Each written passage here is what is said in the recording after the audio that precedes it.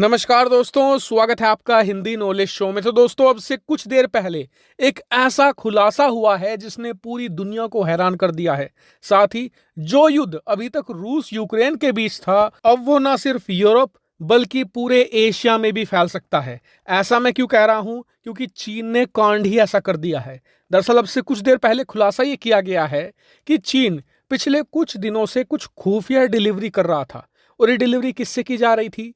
चीन के एक मिलिट्री एयरक्राफ्ट जिसका नाम है Y-20। और आपको बता दूं कि ये चीन का एक बहुत बड़ा विशालकाय मिलिट्री प्लेन है जो ट्रांसपोर्टेशन के लिए इस्तेमाल किया जाता है। और ये कहाँ जा रहा था?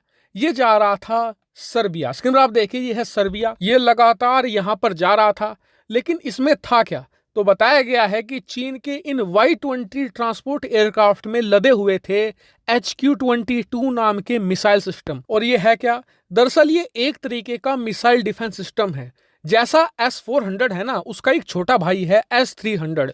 उसी को कॉपी करके चीन ने तैयार किया है HQ-22। और इसका मेन काम होता है दुश्मन के लड़ाकू विमान, दुश्मन की मिसाइलें, क्रूज मिसाइलें या फिर ड्रोन को लगातार मारकर गिराना, जिससे कि अपने सैन्य अड्डों की, अपने शहरों की और आबादी वाले इलाकों की सुरक्षा की जा सके।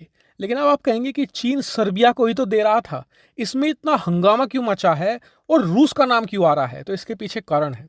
दरअसल जो सर्बिया है ना, ये पड़ता तो है एकदम मध्य यूरोप में, लेकिन सर्बिया रशिया का स्ट्रॉन्गेस्ट एलाई है। यहां तक कि ये लोग कहते हैं कि रशिया हमारा भाई देश है। क्यों? क्योंकि रूस के अंदर जो लोग होते हैं उन्हें स्लाविक कहा जाता है, वो स्लाविक मूल के लोग हैं। और सर्बिया के अंदर भी 90% आबादी स्लाविक मूल के लोगों की ही है। इसके अलावा धार्मिक समानता भी है।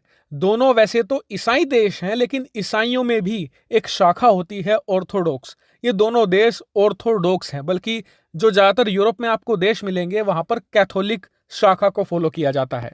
इतना ही नहीं, सर्बिया जब भी मुश्किल में फंसता है वो यूरोप से कभी भी मदद नहीं मांगता, हमेशा वो रूस की मदद लेता है। क्यों? क्योंकि यूरोप को वो अपना दुश्मन भी मानता है। यूरोप के साथ सर्बिया की लड़ाई भी हो चुकी है। और इन सब कारणों की वजह से ही अब चीन पर आरोप लग रहे हैं कि उसने सर्बिया के जरिए रूस तक मिसाइल पहुंचाई हैं और रूस की मदद करी है इस युद्ध में। हालांकि आप कहेंगे कि रूस तो हथियारों का बहुत बड़ा एक्सपोर्टर है, और जो ये मिसाइल सिस्टम है ये रूस के हथियारों को ही कॉपी करके बनाई गई है, तो रूस चीन के हथियार क्यों लेगा? तो इसके पीछे कारण है। पहला यह कि रूस को हैवी मशीनरी का नुकसान हो चुका है इस युद्ध में।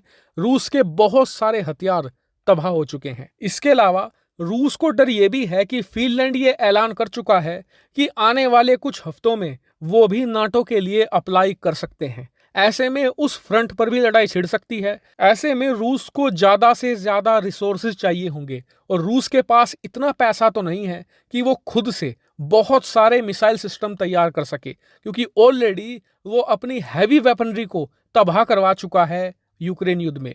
ऐसे में ये आशंका जताई जा रही है कि उसने चीन से मदद मांगी होगी, और चीन डायरेक्टली तो रूस को मिसाइलें नहीं दे सकता, इसलिए उसने सर्बिया के रास्ते रूस तक ये वेपनरी पहुंचाई है। हालांकि चीन ने इस खुलासे पर अभी कोई भी बयान नहीं दिया है। क्यों? क्योंकि अब से कुछ घंटे पहले ही इस खुलासे को किया गया है।